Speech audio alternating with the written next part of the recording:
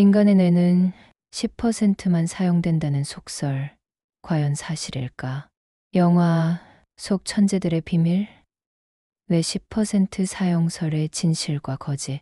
영화 루시나 리미트리스를 보면 주인공이 우연한 계기로 뇌의 사용량을 100%까지 끌어올리면서 초인이 되는 장면이 나옵니다. 시간을 제어하고 순식간에 외국어를 배우며 모든 지식을 흡수하는 능력. 이는 우리는 평소 뇌의 10%밖에 쓰지 못한다는 오랜 속설에 기반한 매력적인 상상력입니다. 이 속설은 우리에게 만약 뇌의 잠재력을 모두 깨울 수만 있다면 우리도 천재나 초능력자가 될 수 있다는 달콤한 희망을 속삭입니다. 수많은 자기계발서와 광고들이 이 아이디어를 차용하며 우리의 숨겨진 잠재력을 자극합니다. 하지만 현대 뇌과학의 관점에서 이 속설을 들여다보면 결론은 매우 명확하고 단호합니다. 이것은 100% 거짓입니다. 이 주장은 과학적 근거가 전혀 없는 현대 사회에 가장 널리 퍼진 유사과학 중 하나입니다. 신경과학자들은 이 질문을 받을 때마다 마치 천문학자들이 지구가 평평한가요? 라는 질문을 받는 것과 같은 허탈함을 느낀다고 말할 정도입니다. 그렇다면 왜 이 속설은 이토록 끈질긴 생명력을 가지고 있을까요? 이 시리즈는 바로 이 질문에 대한 답을 찾아가는 여정입니다. 우리는 먼저 이 매력적인 신화가 어디서부터 시작되었는지 그 기원을 추적할 것입니다. 그리고 진화 생물학, 뇌 영상 기술, 뇌 손상 사례 연구 등 현대 과학이 제시하는 명백한 증거들을 통해 왜 이 속설이 틀릴 수밖에 없는지를 조목조목 파헤칠 것입니다. 더 나아가 우리는 이 속설을 깨뜨리는 것을 넘어 우리 뇌가 실제로 어떻게 100%의 모든 영역을 효율적으로 사용하며 우리의 생각과 감정, 행동을 만들어내는지 그 경이로운 작동 원리를 탐험할 것입니다. 뇌의 잠재력을 깨운다는 것은 사용하지 않는 90%를 활성화하는 마법이 아니라 이미 100% 사용하고 있는 우리 뇌를 어떻게 더 잘 이해하고 훈련시킬 것인가의 문제입니다. 아인슈타인은 정말 그런 말을 했을까? 속설의 기원을 찾아서 인간은 뇌의 10%만 사용한다는 이토록 유명한 속설은 과연 누가 처음 시작한 것일까요? 그 기원을 추적해보면 놀랍게도 명확한 출처가 존재하지 않습니다. 마치 도시의 괴담처럼 그럴듯한 인물들의 이름과 권위를 빌려 여러 갈래로 퍼져나갔을 뿐입니다. 가장 흔하게 거론되는 인물은 단연 알베르트 아인슈타인입니다. 아인슈타인조차도 자신의 뇌를 10%밖에 쓰지 못했다는 이야기는 이 속설에 엄청난 권위를 부여합니다. 하지만 아인슈타인이 남긴 그 어떤 기록이나 인터뷰에서도 그가 이런 말을 했다는 증거는 전혀 발견되지 않았습니다. 이는 그의 천재성을 신비화하고 평범한 사람들에게 희망을 주기 위해 그대에 덧붙여진 이야기일 가능성이 거의 100%입니다. 또 다른 유력한 용의자는 미국 심리학의 아버지로 불리는 윌리엄 제임스입니다. 그는 1908년 자신의 저서에서 우리는 우리의 정신적, 신체적 잠재력의 아주 작은 일부만을 사용하고 있다고 언급했습니다. 이는 인간의 잠재 능력 개발의 중요성을 강조하기 위한 비유적인 표현이었지만 누군가가 이 아주 작은 일부를 10%라는 구체적인 숫자로 왜곡하면서 속설이 시작되었다는 추측이 있습니다. 그는 뇌의 물리적인 사용량이 아니라 정신적인 능력의 발현 수준을 이야기한 것이었습니다. 이 속설이 대중적으로 널리 퍼지는데 결정적인 역할을 한 인물은 바로 카네기 인간관계론으로 유명한 데일 카네기입니다. 그는 1936년 자신의 책 서문에서 윌리엄 제임스의 말을 인용하며 사람들이 정신 능력의 10%만을 개발한다고 썼습니다. 이 베스트셀러를 통해 10% 신화는 수많은 사람들의 뇌리에 깊이 각인되었습니다. 20세기 초 뇌에 대한 연구가 아직 걸음마 단계였던 시절의 오해도 한몫했습니다.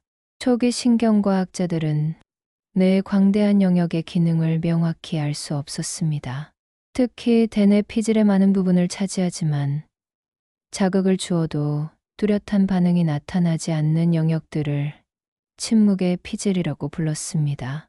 당시에는 이 영역들이 별다른 기능을 하지 않는다고 오해했고 이것이 뇌의 대부분은 사용되지 않는다는 속설의 과학적 근거처럼 와전되었을 수 있습니다.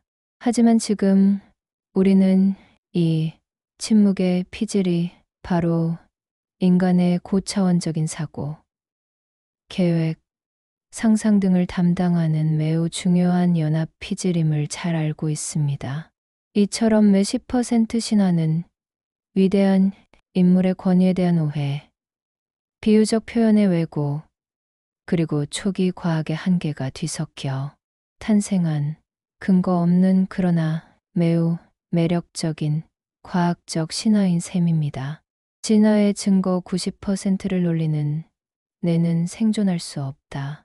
뇌 10% 사용설이 왜 틀릴 수밖에 없는지에 대한 첫 번째 강력한 반증은 바로 진화론적 관점에서 나옵니다.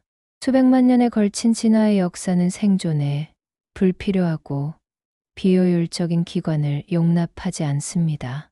모든 생명체는 생존과 번식이라는 목표를 위해 자신의 자원을 가장 효율적으로 사용하도록 설계되었습니다. 이런 관점에서 인간의 뇌를 살펴보면 10% 신화는 진화의 기본 원리와 정면으로 충돌합니다. 인간의 뇌는 우리 몸에서 가장 비싼 기관입니다. 뇌의 무게는 평균 체중의 약 2%에 불과하지만 우리가 섭취하는 전체 에너지의 무려 20%를 소비합니다. 신생아의 경우 그 비율은 60% 이상까지 치솟습니다. 다른 유인원들의 뇌가 에너지의 약 8%를 사용하는 것과 비교하면 엄청난 수치입니다. 인류는 진화 과정에서 더 큰 뇌를 유지하기 위해 소화기관을 줄이고 고칼로리 음식을 섭취하는 방향으로 진화해야만 했습니다. 그렇다면 진화의 관점에서 상상해 봅시다. 만약 이렇게 엄청난 에너지를 소비하는 기관의 90%가 아무런 기능도 하지 않는 잉여 공간이라면 자연 선택은 과연 이것을 가만히 내버려 두었을까요? 절대 그렇지 않습니다. 생존 경쟁이 치열한 야생에서 뇌의 90%를 놀리면서 그 무게를 지탱하고 막대한 에너지를 공급하는 개체는 그보다 작고 효율적인 뇌를 가진 개체에 비해 생존에 훨씬 불리했을 것입니다. 그런 비효율적인 뇌는 진화 과정에서 도태되거나 크기가 줄어드는 방향으로 역진화했을 것이 분명합니다.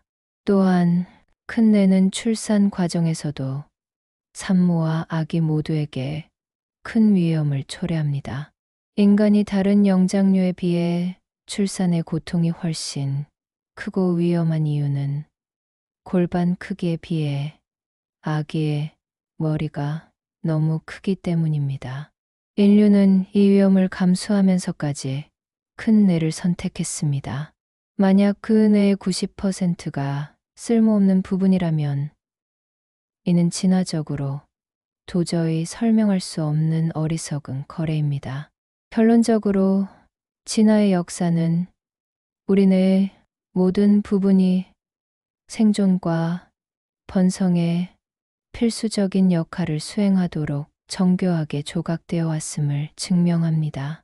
우리 뇌가 이렇게 크고 에너지 소모가 많은 형태로 진화했다는 사실 자체가 뇌의 90%가 놀고 있다는 주장이 얼마나 비논리적인지를 보여주는 가장 강력한 증거입니다. 자연은 그토록 사치스러운 낭비를 용납하지 않습니다. 뇌 스캔이 보여주는 진실 잠자는 동안에도 뇌는 바쁘다. 10% 신화가 탄생했던 20세기 초와 달리 현대의 우리는 뇌가 활동하는 모습을 실시간으로 들여다볼 수 있는 강력한 기술들을 가지고 있습니다.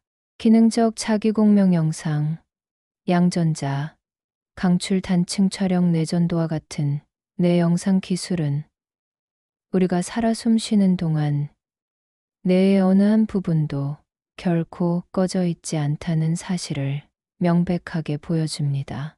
기능적 자기공명 영상 세마라이는 뇌의 혈류량 변화를 측정하여 뇌 활동을 영상화하는 기술입니다.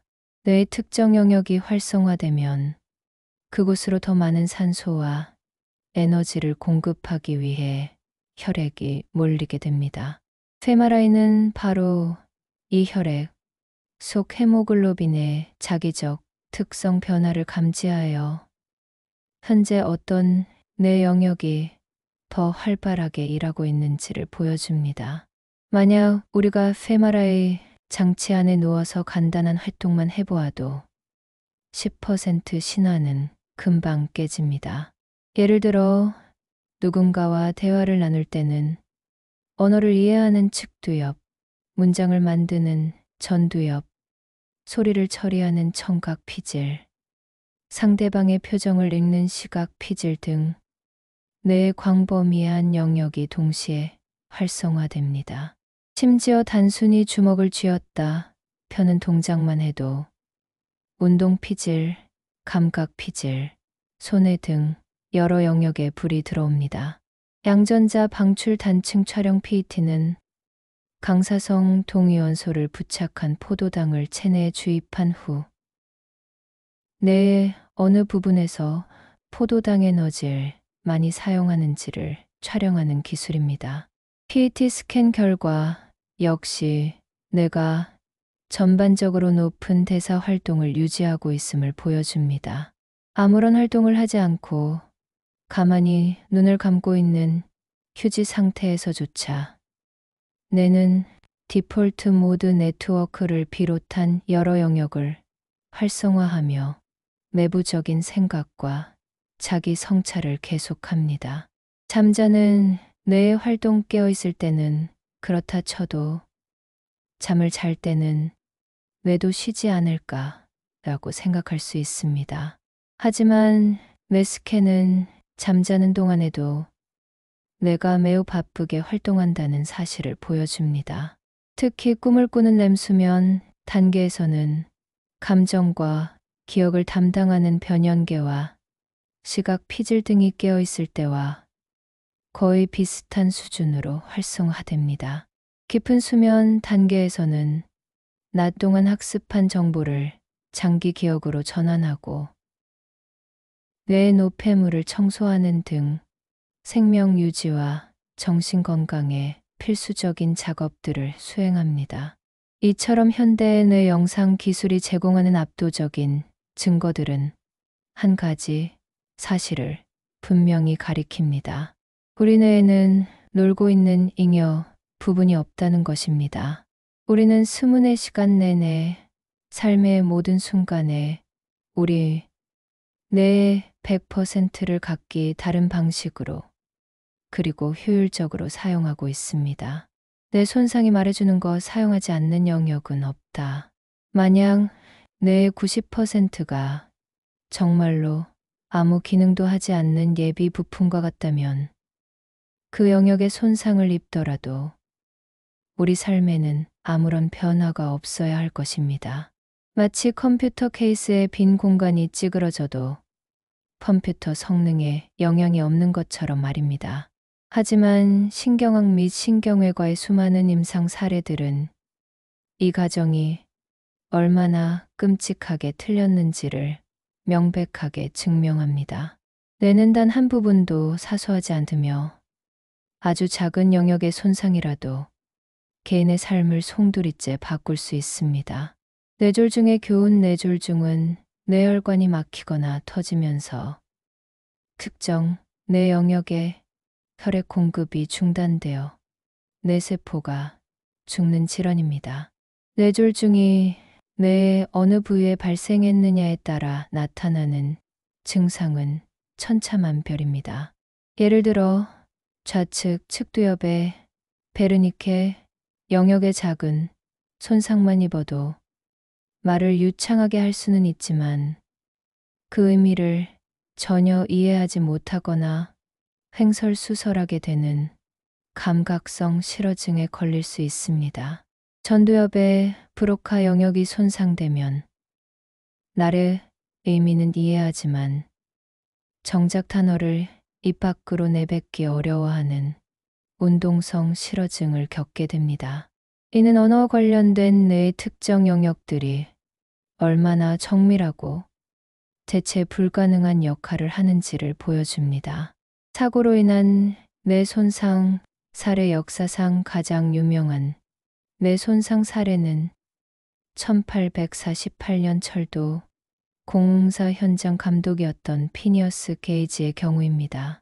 그는 폭발 사고로 쇠막대가 왼쪽 뺨을 뚫고 전두엽을 관통하는 끔찍한 사고를 당했지만 기적적으로 살아남았습니다. 하지만 사고 이후 그의 성격은 완전히 다른 사람처럼 변해버렸습니다. 이전에는 성실하고 책임감 있던 그가 충동적이고 던덕스러우며 무례한 사람으로 바뀐 것입니다. 이 사례는 전두엽이 단순히 비어있는 공간이 아니라 우리의 인격, 판단력, 사회적 행동을 조절하는 매우 중요한 CEO 역할을 한다는 사실을 처음으로 알려주었습니다. 다양한 기능 장애 이외에도 구두엽의 특정 부위가 손상되면 시력을 잃게 되고 두정엽이 손상되면 공간을 인식하거나 계산하는 능력에 문제가 생깁니다. 해마가 손상되면 새로운 기억을 형성하지 못하게 되고 편도체가 손상되면 공포를 느끼지 못하게 될 수도 있습니다. 이처럼 뇌 손상 환자들이 겪는 비극적인 증상들은 우리 뇌의 각 부분이 저마다 고유하고 필수적인 기능을 수행하고 있음을 역설적으로 증명합니다. 우리 뇌에는 단 1%도 낭비되는 공간이 없습니다. 모든 영역은 복잡한 네트워크 속에서 서로 상호작용하며 나라는 존재를 만들어내는 데 기여하고 있습니다. 만약 90%가 불필요한 영역이었다면 뇌 수술은 훨씬 더 간단하고 안전한 시술이 되었을 것입니다. 사용하지 않으면 잃는다. 시냅스 가지치기와 뇌의 효율성. 우리 뇌가 100%를 사용한다는 또 다른 강력한 증거는 뇌가 스스로를 유지하고 발전시키는 방식에서 찾을 수 있습니다. 뇌는 고정된 하드웨어가 아니라 평생에 걸쳐 끊임없이 변화하고 재구성되는 역동적인 기관입니다.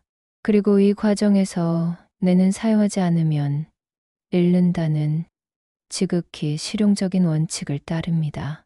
이 원칙을 보여주는 대표적인 현상이 바로 시냅스 가지치기입니다. 우리의 뇌는 약 860억 개의 신경세포, 즉 뉴런으로 구성되어 있으며 각 뉴런은 다른 수천 개의 뉴런과 시냅스라는 연결을 통해 정보를 주고받습니다. 갓 태어난 아기의 뇌는 성인보다 훨씬 더 많은 시냅스 연결을 가지고 있습니다. 아기의 뇌는 앞으로 어떤 환경에서 살아가게 될지 모르기 때문에 가능한 모든 상황에 대비하기 위해 일단 엄청난 수의 잠재적 연결망을 만들어 놓는 것입니다. 하지만 아기가 성장하면서 특정 경험을 반복하게 되면 자주 사용되는 시냅스 연결은 더욱 강하고 효율적으로 발달합니다. 반면 거의 사용되지 않는 시냅스 연결은 뇌에 의해 불필요한 자원 낭비로 간주되어 마치 정원사가 나무의 죽은 가지를 잘라내듯이 점차적으로 제거됩니다. 이 과정을 바로 시냅스 가지치기라고 합니다. 이 과정은 주로 청소년기에 가장 활발하게 일어나며 뇌가 불필요한 연결을 정리하고 중요한 회로를 최적화하여 더 빠르고 효율적인 정보 처리 시스템으로 성숙해가는 과정입니다. 이제 이 원리를 10% 신화에 적용해 봅시다. 만약 뇌의 90%가 정말로 아무런 기능도 하지 않고 사용되지 않는다면, 사용하지 않으면 잃는다는 뇌의 기본 원칙에 따라 어떤 일이 벌어질까요? 답은 명백합니다. 뇌는 이 비효율적인 90%의 영역에 있는 뉴런들과 시냅스 연결을 엄청난 규모로 가지치기 하여 제거해 버릴 것입니다. 그 결과 우리의 뇌는 현재보다 훨씬 더 작고 효율적인 크기로 줄어들었을 것입니다. 하지만 현실은 그렇지 않습니다. 성인의 뇌는 여전히 거대하며 모든 영역이 활발한 대사 활동을 유지하고 있습니다. 이는 뇌의 모든 영역이 각자의 역할을 수행하며 지속적으로 사용되고 있음을 의미합니다. 더 나아가 뇌는 특정 부위가 손상되었을 때 주변 영역이 그 기능을 일부 대신 떠맡도록 스스로를 재조직하는 놀라운 신경과 소성을 보여줍니다.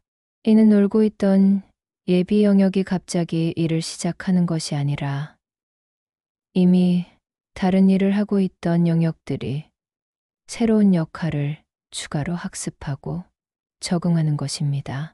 이 모든 증거는 우리 뇌가 낭비를 극도로 싫어하는 매우 실용적이고 효율적인 기관임을 보여줍니다. 90%의 실업자를 먹여 살리는 비효율적인 시스템은 뇌의 작동 방식과 근본적으로 맞지 않습니다. 뇌라는 거대한 협력체 4개의 뇌 옆 무엇을 하는가? 10% 신화를 깨뜨리는 가장 확실한 방법은 우리 뇌가 실제로 얼마나 복잡하고 정교한 역할 분담을 통해 100% 가동되고 있는지를 이해하는 것입니다.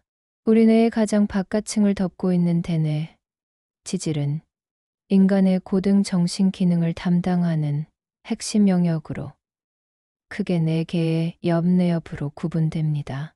이 4개의 옆은 각자 전문 분야를 가지고 있지만 마치 잘 훈련된 오케스트라처럼 서로 긴밀하게 협력하며 우리의 모든 생각과 행동을 지휘합니다. 첫 번째, 전두엽, 뇌의 CEO. 이마 바로 뒤에 위치한 전두엽은 우리 뇌에서 가장 크고 가장 진화적으로 발달한 영역입니다.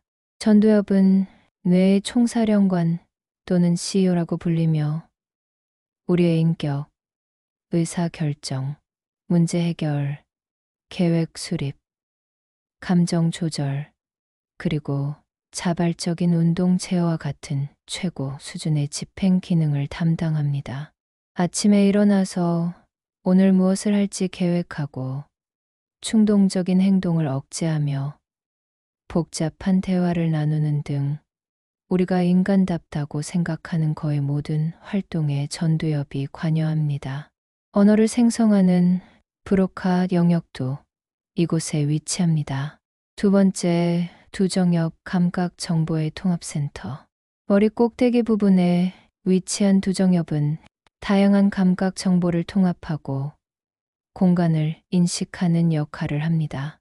피부에서 오는 촉각, 통증, 온도 감각을 처리하는 체성 감각, 피질이 이곳에 있습니다. 또한 시각, 청각, 촉각 등 여러 감각 정보를 하나로 융합하여 외부 세계에 대한 통합된 지도를 만들고 우리가 공간 속에서 자신의 위치를 파악하고 물체와의 거리를 계산하는 능력을 담당합니다. 수학적 계산이나 논리적 추론에도 중요한 역할을 합니다. 세 번째, 측두엽 청각, 기억, 그리고 언어에 의해 귀 주변 머리의 양쪽 측면에 위치한 측두엽은 청각 정보를 처리하는 주된 센터입니다. 소리를 듣고 그 소리가 음악인지 소음인지 혹은 어떤 의미를 가진 말인지를 해석하는 역할을 합니다. 또한 새로운 기억을 형성하고 저장하는데 필수적인 해마와 감정, 특히 공포와 관련된 반응을 처리하는 편도체가 측두엽 깊숙한 곳에 자리 잡고 있습니다. 말을 이해하는데 핵심적인 베르니케 영역도 이곳에 있습니다. 네 번째, 후두엽 시각 세계의 재구성. 머리 뒤쪽에 위치한 후두엽은 오직 시각, 정보, 처리에만 특화된 영역입니다. 눈의 망막을 통해 들어온 빛 신호는 이곳으로 전달되어 색깔, 모양, 움직임, 깊이 등 다양한 시각적 요소로 분석되고 재구성됩니다. 우리가 세상을 본다는 경험은 바로 이 후두엽의 복잡한 연산 과정의 결과물입니다. 이처럼 우리 뇌의 대뇌 피질은 어느 한 부분도 놀고 있는 곳 없이 각자의 전문 분야에서 쉴 새 없이 일하고 있습니다.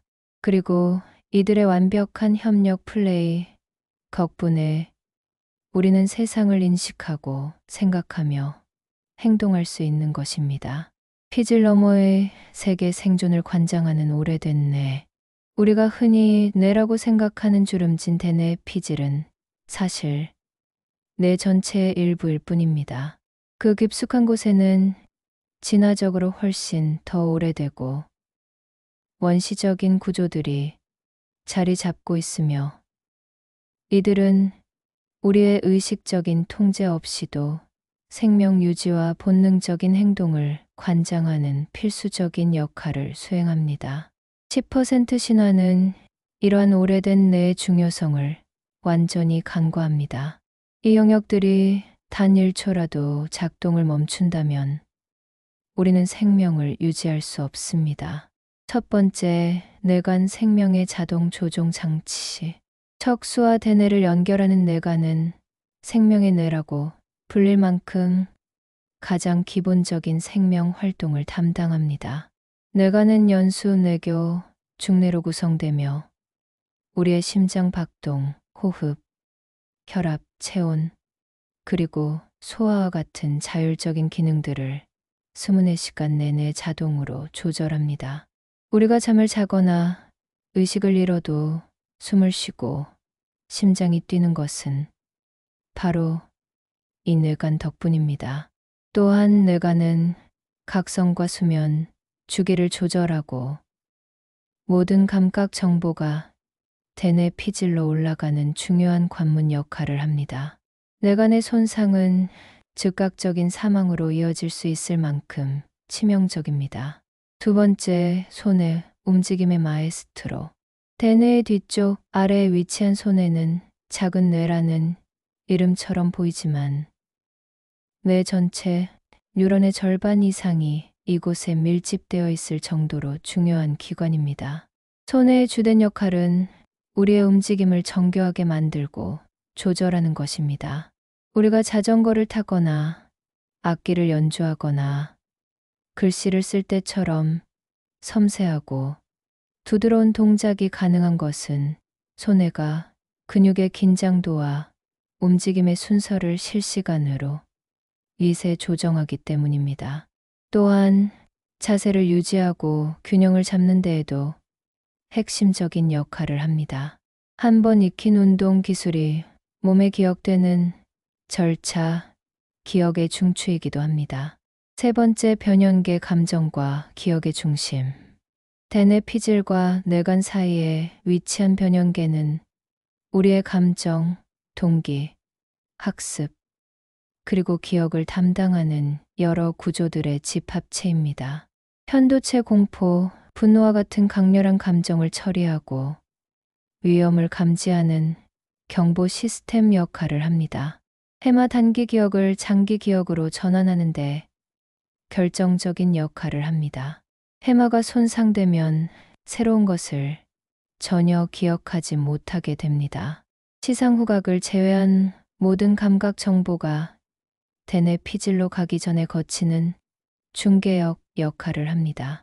시상하부 갈증, 배고픔, 성욕과 같은 기본적인 욕구를 조절하고 우리 몸의 호르몬 시스템을 총괄하는 사령탑입니다. 이처럼 우리 뇌의 깊숙한 곳에서는 피질의 고등 정신 활동을 뒷받침하는 생명과 직결된 수많은 작업들이 쉴 새 없이 이루어지고 있습니다. 이 오래된 뇌의 헌신적인 활동 없이는 우리는 생각하고 느끼는 것은 물론 살아 숨 쉬는 것조차 불가능합니다. 천억 개의 일꾼들, 뉴런과 교세포의 세계, 내가 100% 작동하고 있다는 사실은 거시적인 뇌 구조뿐만 아니라 그 속을 채우고 있는 미시적인 세포들의 세계를 들여다볼 때 더욱 명확해집니다. 우리 뇌는 약 860억 해, 과거에는 1000억 개로 추정의 신경세포인 뉴런과 그보다 더 많은 수의 교세포라는 두 종류의 세포로 구성된 우주에서 가장 복잡한 네트워크입니다. 이 수많은 일꾼들은 단 한순간도 쉬지 않고 정보를 주고받으며 우리의 정신 세계를 만들어냅니다. 뉴런 정보의 전달자. 뉴런은 뇌의 기본적인 정보 처리 단위입니다. 뉴런은 세포체, 수상돌기, 그리고 축삭돌기로 이루어져 있습니다. 수상돌기는 다른 뉴런으로부터 신호를 받아들이는 안테나 역할을 하고 세포체는 이 신호들을 통합하여 처리합니다. 신호가 특정 역치를 넘어서면 뉴런은 활동 전이라는 전기적 신호를 발생시켜 축삭돌기라는 긴 케이블을 따라 신호를 전달합니다. 축삭돌기 끝에서는 시냅스라는 아주 작은 틈을 통해 다음 뉴런으로 신경 전달 물질이라는 화학 신호를 보내 정보를 전달합니다. 하나의 뉴런은 적게는 수백 개에서 많게는 수만 개의 다른 뉴런과 시냅스 연결을 맺고 있습니다. 860억 개의 뉴런이 만들어내는 시냅스의 수는 수백조 개에 달할 것으로 추정됩니다. 우리가 무언가를 배우고 기억한다는 것은 바로 이 시냅스 연결의 강도가 변하거나 새로운 연결이 만들어지는 물리적인 과정입니다.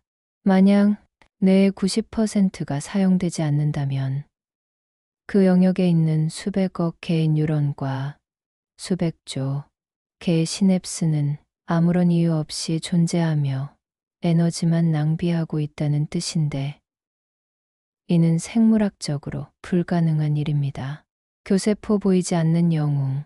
과거의 교세포는 단순히 뉴런들 사이를 채우는 접착제 역할만 하는 것으로 여겨졌습니다.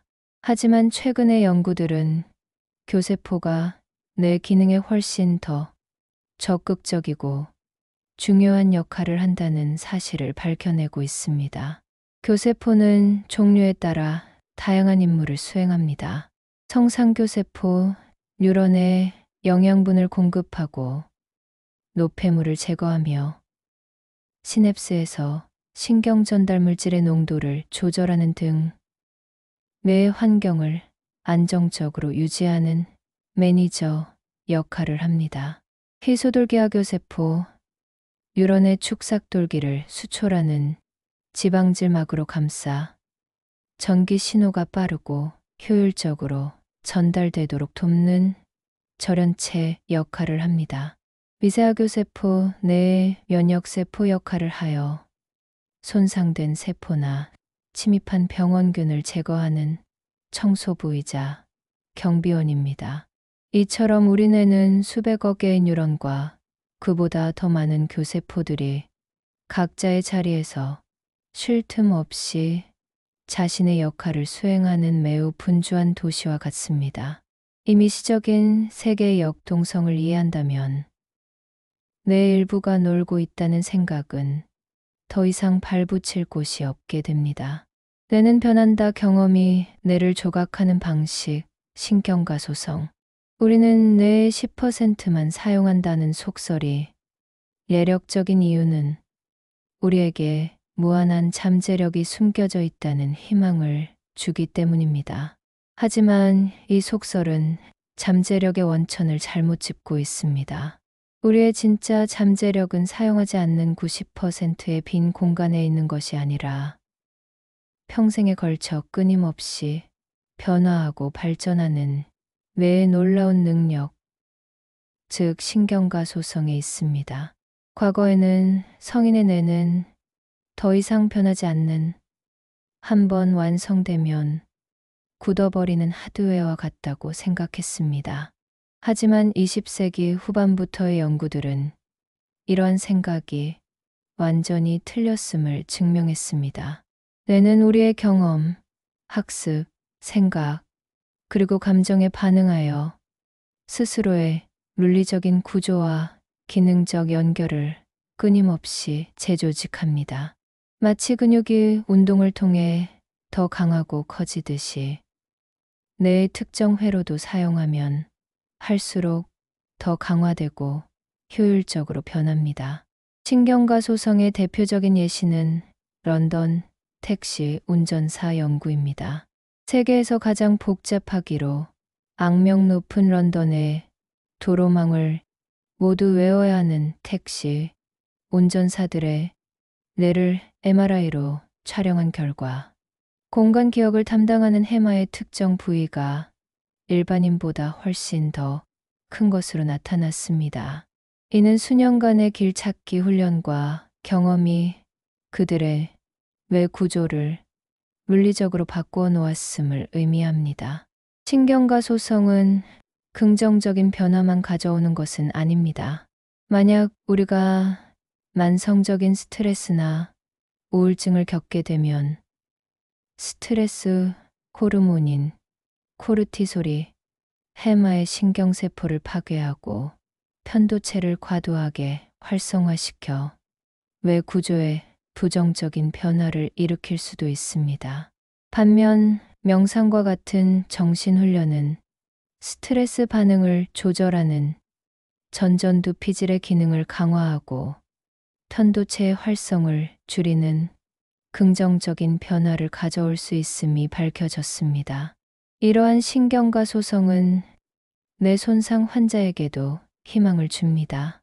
뇌의 한 부분이 손상되었을 때 주변의 건강한 뇌 영역이 끈질긴 재활 훈련을 통해 손상된 영역의 기능을 일부 떠맡도록 스스로를 재배선하는 현상이 관찰됩니다.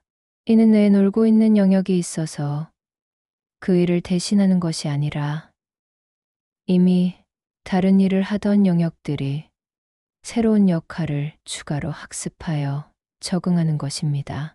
결론적으로 우리의 잠재력은 미지의 90%에 잠겨 있는 것이 아닙니다. 우리의 진짜 잠재력은 우리가 무엇을 배우고 무엇을 경험하며 어떻게 생각하느냐에 따라 매일매일 새롭게 조각되고 있는 우리 뇌의 무한한 변화 가능성 그 자체에 있습니다. 10% 신화는 우리가 이미 가지고 있는 가장 위대한 능력인 변화하는 힘을 보지 못하게 만드는 낡은 지도일 뿐입니다. 모든 뉴런이 동시에 켜진다면 발작과 뇌의 에너지 효율성, 만약 우리가 뇌의 100%를 사용한다면 왜 우리는 모두 아인슈타인 같은 천재가 아닌가? 이는 10% 신화 지지자들이 던지는 흔한 반문입니다. 이 질문의 이면에는 뇌를 많이 쓴다는 것을 모든 뇌세포를 동시에 그리고 최대치로 활성화한다는 생각으로 오해하는 것이 깔려 있습니다.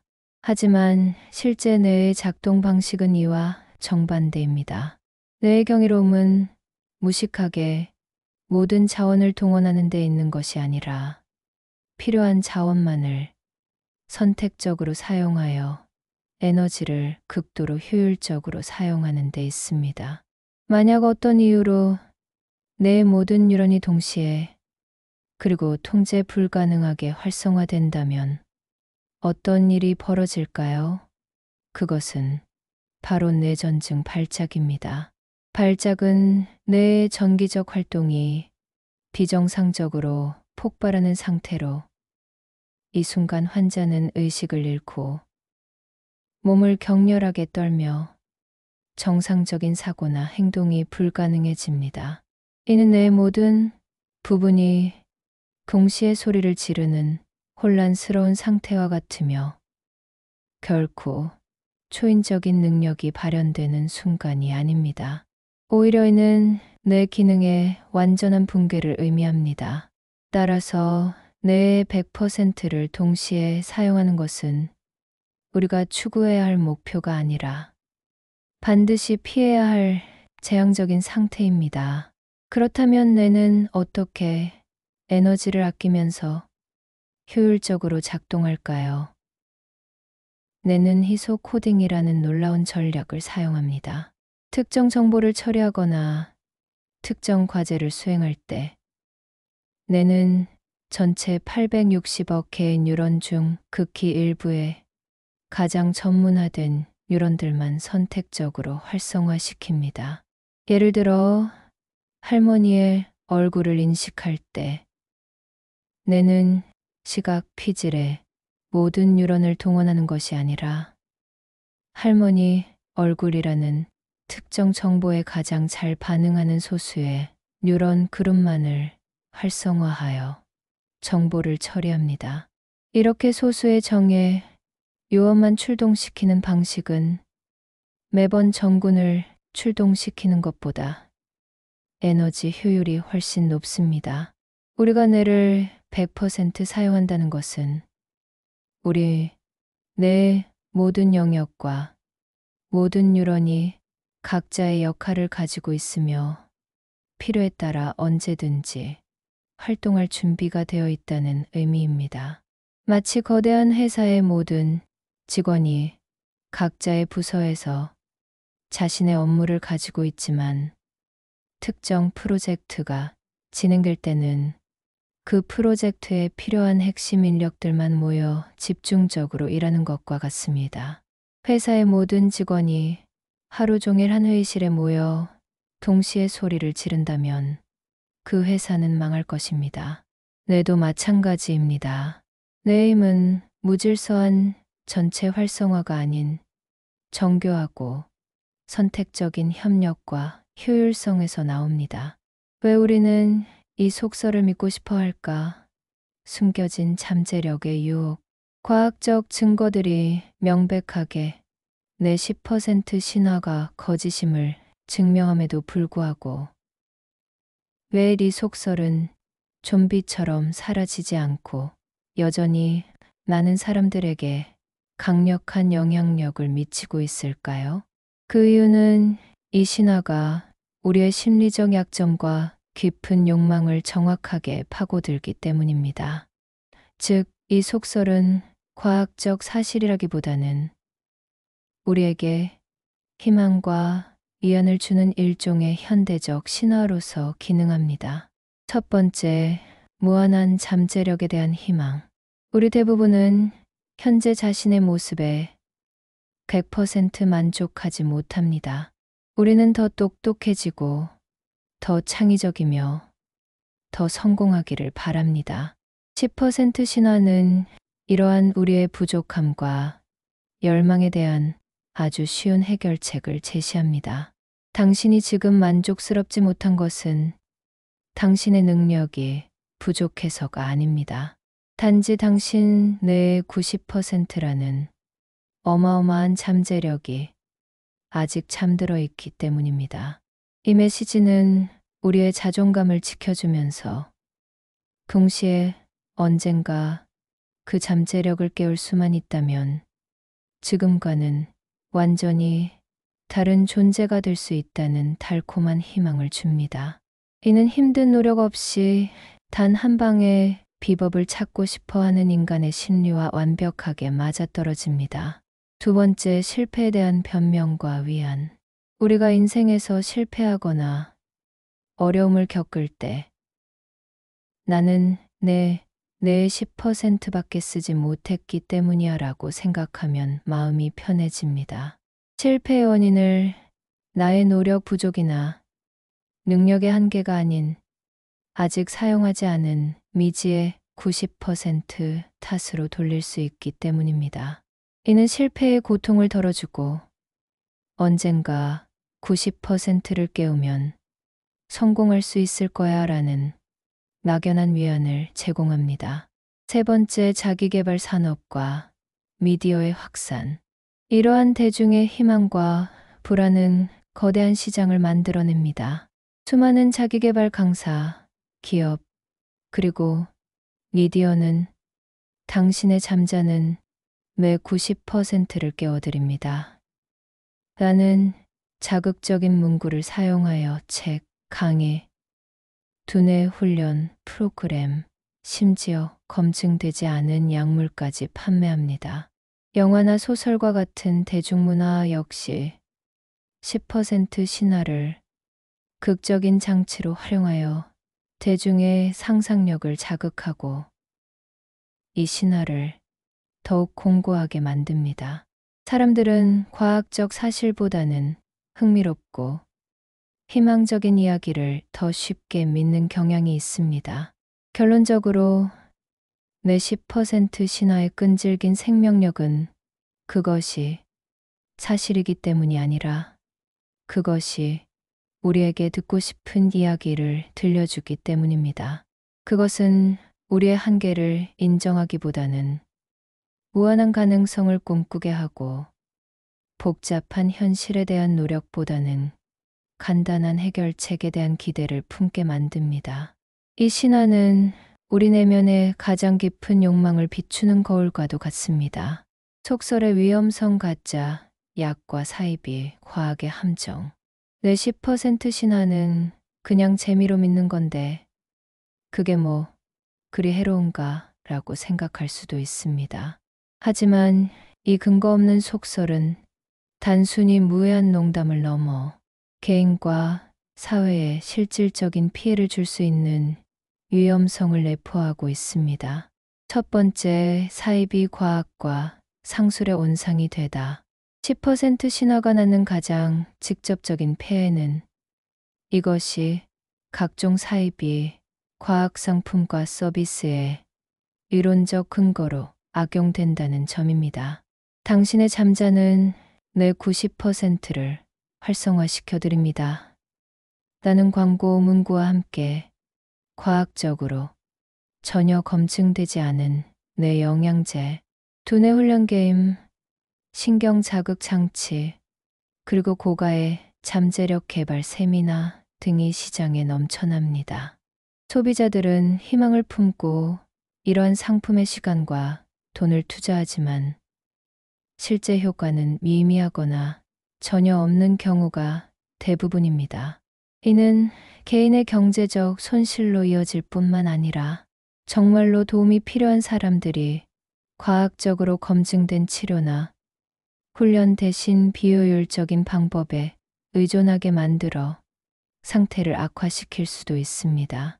두 번째, 노력의 가치를 폄하하고 쉬운 길을 찾게 만든다. 이 신화는 진정한 자기 개발의 의미를 왜곡시킬 수 있습니다. 뇌의 능력을 향상시키는 것은 꾸준한 학습, 규칙적인 운동, 충분한 수면, 그리고 건강한 식단과 같은 왕도를 필요로 합니다. 이는 시간과 노력이 드는 힘든 과정입니다. 하지만 10% 신화는 마치 숨겨진 스위치를 켜기만 하면 모든 것이 해결될 수 있다는 지름길에 환상을 심어줍니다. 이로 인해 사람들은 꾸준한 노력의 가치를 폄하하고 당장 효과가 나타나는 마법 같은 비법만을 찾아 헤매게 될 수 있습니다. 이는 장기적으로 개인의 성장을 저해하는 결과를 낳을 수 있습니다. 세 번째, 과학에 대한 불신과 오해를 조장한다. 10% 신화와 같은 유명한 과학적 오류가 널리 퍼지게 되면 대중의 과학적 소양 전반에 부정적인 영향을 미칩니다. 사람들은 진짜 과학과 사이비 과학을 구분하는 능력을 잃게 되고 전문가의 의견을 불신하며 비합리적인 믿음에 쉽게 빠져들 수 있습니다. 이는 백신에 대한 오해, 기후변화 부정, 그리고 각종 음모론이 확산되는 사회적 토양을 제공하기도 합니다. 하나의 잘못된 과학 상식이 사회 전체의 합리적인 의사결정 능력을 저해하는 심각한 결과를 초래할 수 있는 것입니다. 이처럼 매 10% 신화는 단순한 오해를 넘어 우리의 지갑을 위협하고 노력의 가치를 훼손하며 사회 전체의 과학적 사고 능력을 좀먹는 위험한 바이러스와 같습니다. 이 신화를 명확히 인식하고 비판적으로 바라보는 것은 우리 자신과 사회를 비합리성의 함정에서 지키는 중요한 첫걸음입니다.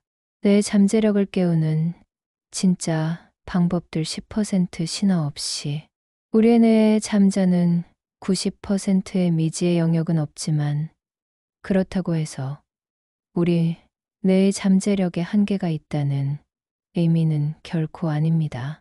오히려 진짜 잠재력은 뇌의 놀라운 신경과 소성, 즉 평생에 걸쳐 변화하고 성장하는 능력에 있습니다. 그렇다면 10% 신화라는 마법 같은 비법 대신 과학적으로 검증된 진짜 뇌 능력 향상법은 무엇일까요? 이는 우리의 일상적인 습관 속에 답이 있습니다. 첫 번째, 새로운 것을 배우라. 뇌를 가장 효과적으로 자극하는 방법은 새로운 기술이나 지식을 배우는 것입니다. 외국어, 악기 연주, 코딩, 춤과 같이 익숙하지 않은 분야에 도전할 때 뇌는 새로운 시냅스 연결을 만들고 다양한 뇌 영역을 동원하는 복잡한 네트워크를 구축해야 합니다. 이는 뇌의 인지, 예비능을 높여 나이가 들어감에 따라 발생할 수 있는 인지기능 저하를 늦추는데 큰 도움이 됩니다. 단순히 지식을 암기하는 것보다 여러 감각과 운동 능력을 함께 사용하는 복합적인 활동이 더욱 효과적입니다. 두 번째, 규칙적으로 운동하라.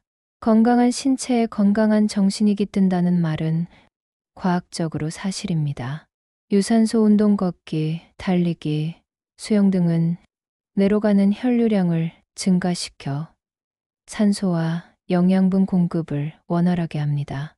또한 뇌율의 신경영양인자라는 단백질의 생성을 촉진하는데 이 BDNF는 새로운 뉴런의 성장과 시냅스 연결의 강화를 돕는 뇌의 비료와 같은 역할을 합니다. 규칙적인 운동은 기억력, 집중력, 그리고 기분을 개선하는 가장 확실한 방법 중 하나입니다. 세 번째, 충분한 잠을 자라. 잠은 단순히 쉬는 시간이 아니라 뇌가 스스로를 재정비하고 최적화하는 매우 중요한 과정입니다.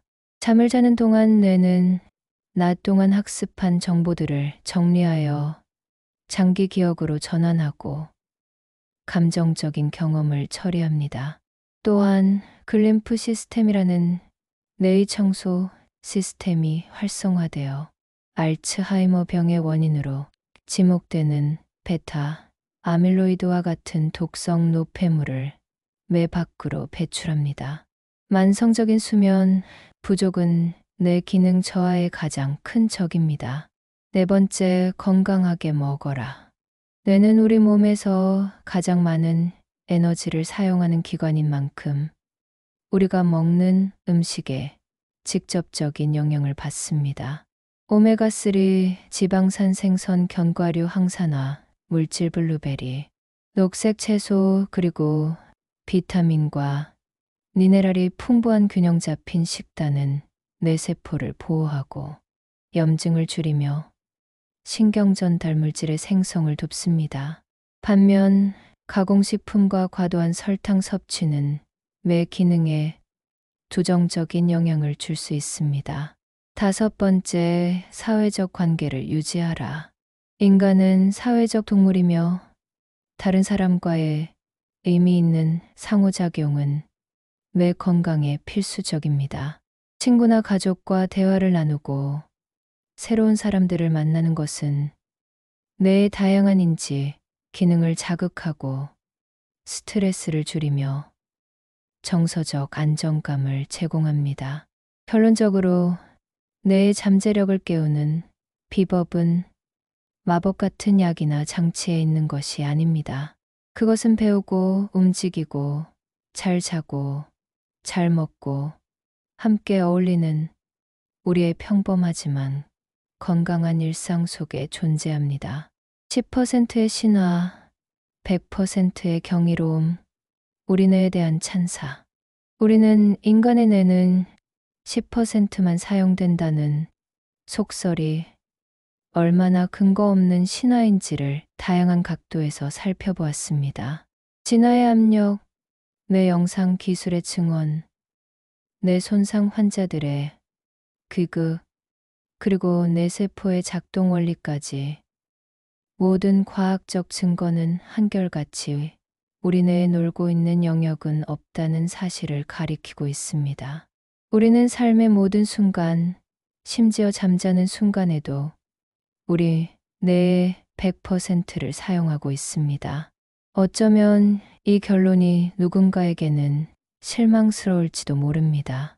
우리 안에 숨겨진 초능력이나 쉽게 천재가 될 수 있는 마법의 버튼은 존재하지 않는다는 뜻이기 때문입니다.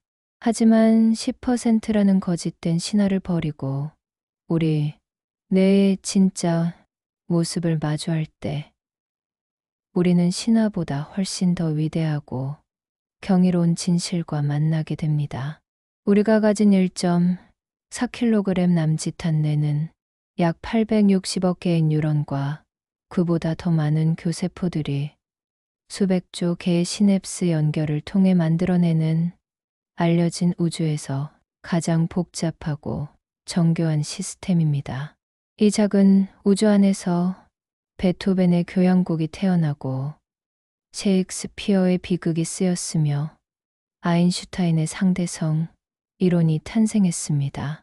사랑의 감정을 느끼고 노을의 아름다움에 감탄하며 나는 누구인가라고 질문하는 이 모든 경이로운 경험이 바로 이 100% 작동하는 뇌의 산물입니다. 우리의 진짜 잠재력은 사용하지 않는 빈 공간에 있는 것이 아니라 평생에 걸쳐 새로운 경험과 학습을 통해 스스로를 끊임없이 재조각하는 뇌의 놀라운 신경과 소성에 있습니다. 우리는 뇌의 90%를 깨울 필요가 없습니다.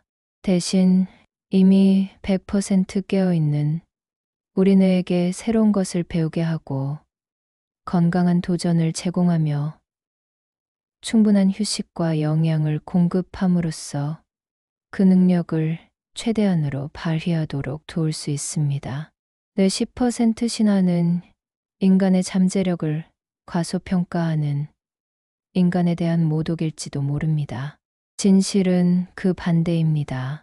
우리는 이미 100%라는 경이로운 자원을 가지고 있으며 그 자원을 어떻게 사용하고 가꾸어 나가느냐에 따라 우리의 가능성은 무한히 확장될 수 있습니다. 10%의 신화가 주는 헛된 기대를 버리고 우리가 이미 소유한 100%의 경이로움에 감사와 찬사를 보내는 것, 그것이 우리 자신에 대한 진정한 이해의 시작일 것입니다.